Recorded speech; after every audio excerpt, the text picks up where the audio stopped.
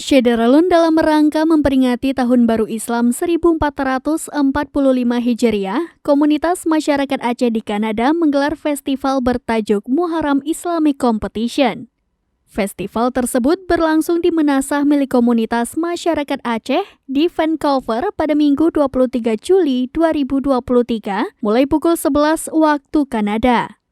Amri Fazil, salah seorang masyarakat yang telah menetap di Vancouver dan tergabung dalam Acehnese Canadian Community, kepada Serambi News menjelaskan bahwa Muharram Islamic Competition merupakan acara tahunan yang diselenggarakan oleh komunitas masyarakat Aceh di Kanada.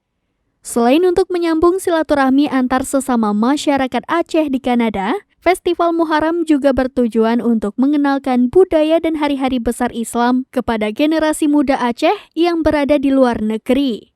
Oleh sebab itu, kegiatan ini diisi dengan berbagai perlombaan seputar agama Islam yang diadakan untuk generasi muda, yaitu anak-anak dari masyarakat Aceh di Kanada. Adapun perlombaan festival menyambut Tahun Baru Islam 1445 Hijriah diikuti oleh 50 anak komunitas masyarakat Aceh di Kanada berusia 7 sampai 17 tahun.